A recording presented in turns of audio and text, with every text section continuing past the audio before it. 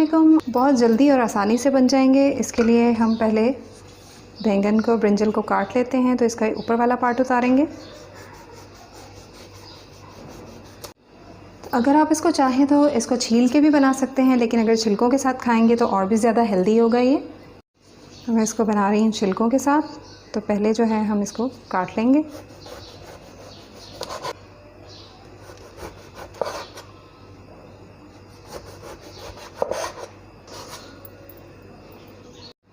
इसको काटने से पहले आपको पानी बना के रखना है। पानी लेना है एक बोल में और उसमें आधा से 1 चाय का चम्मच नमक डालें और इनको काटते के साथ ही इसमें डालते जाएं, वरना ये काले हो जाएंगे। तो इस तरह से पतले पतले फ्राइज़ की तरह हमें इनको काटना है।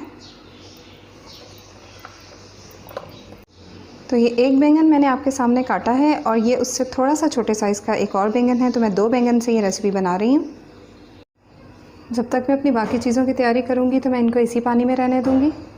अब मैं एक बर्तन में ले रही हूँ 1/4 कप मैदा और पर्पस फ्लावर, आधा चाय का चम्मच नमक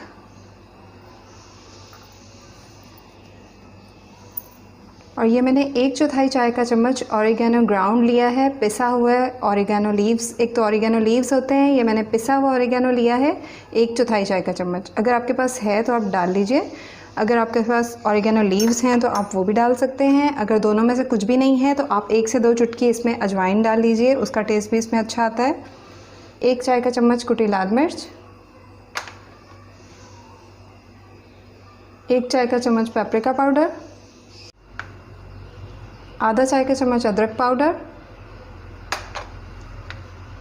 और 1 चाय का चम्मच लहसुन पाउडर। अगर अदरक लहसुन पाउडर नहीं है तो आप इनका पेस्ट इस्तेमाल कर लीजिए। फ्रेश लहसुन लीजिए, फ्रेश अदरक लीजिए, उसका पेस्ट बना के डाल लीजिए। आधा चाय का चम्मच से थोड़ा सा कम काला नमक और 1/4 का चम्मच मैं इसमें सिट्रिक एसिड ले रही हूँ। अगर आपके पास सिट्रिक एसिड नहीं है तो आप इसकी जगह नींबू का इस्तेमाल कर सकते हैं या सिरके का इस्तेमाल कर सकते हैं। अब इन सब चीज़ों को मिक्स कर लूँगी। और अगर आपके पास पेपरिका पाउडर नहीं है तो आप इसकी जगह थोड़ी सी पिसी लाल मिर्च डाल लीजिए।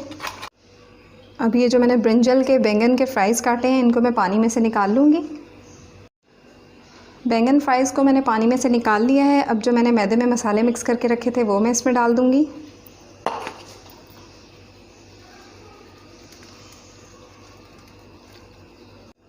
अब मैं इनको अच्छी तरह से मिक्स करूँगी। अब मैं इसमें 1-1 खाने का चम्मच पानी डाल के और इसको मिक्स करूँगी ताकि सारे मसाले बैंगन के ऊपर अच्छे से कोट हो जाएं। बहुत थोड़ा सा पानी डालेंगे, 1 से 2 खाने के चम्मच, और फिर इसको मिक्स करेंगे। 2 खाने के चम्मच मैदा मैं इसमें और ऐड करूँगी।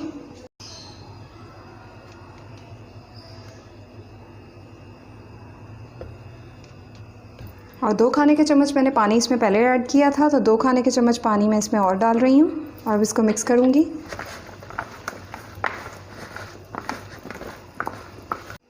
तो आप देख सकते हैं कि तमाम मसाले और मैदा जो है वो फ्राइज़ के ऊपर अच्छा सा कोट हो चुका है। इसमें एक तरीका ये भी होता है कि हम मैदे और मसाले को पानी डाल के बैटर बना लें और फ्राइज़ को उसमें डिप करते जाएं और फ्राई करते जाएं, लेकिन उस तरह एक फ्राइज़ को उठा के डिप करना और फ्राई करना बहुत लंबा प्रोसेस हो जाता है। तो ये मैंने आपको आसान तरीका बताया है। तो पहले मैंने मसालों के साथ 1/4 कप मैदा डाला था। 1/4 कप मैदे का मतलब है 4 खाने के चम्मच मैदा, और बाद में मैंने आपके सामने 2 खाने के चम्मच मैदा और डाला है। तो टोटल इसमें 6 खाने के चम्मच मैदा गया है।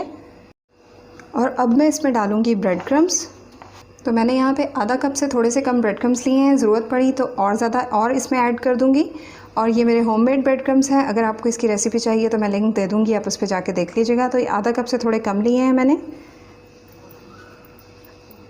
अब इसमें भी वही बात आ जाती है कि आप 1-1 फ्राई को उठा के ब्रेड क्रम्ब लगाते जाएं, फ्राई करते जाएं, तो उसमें बहुत देर लगेगी। इसलिए मैं आपको बहुत आसान और जल्दी बनाने वाला तरीका बता रही हूँ। ब्रेड क्रम्ब्स डालने के बाद या तो हाथ की मदद से या इस तरह किसी चम्मच की मदद से इनको मिक्स करेंगे। सब पे अच्छी तरह से ब्रेड क्रम्ब कोट होने चाहिए। कम लगेंगे तो मैं इसमें और ऐड कर लूँगी। मैं थोड़े से ब्रेड क्रम्ब्स और डाल रही हूँ। आधा कप से कम डाले थे, थोड़े से और डालूँगी तो आधा कप हो जाएंगे। हल्के हाथ से मिक्स करना है कि ताकि जो हमारी मैदे की कोटिंग है वो इस पे से उतरे नहीं।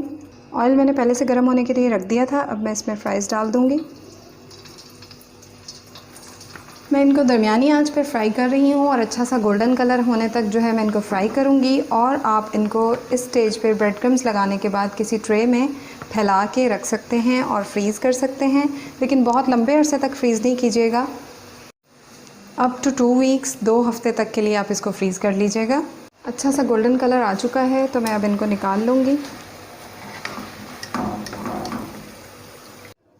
मैं आपको दिखा दूँ कि ये कितने क्रिस्पी और क्रंची बने हैं।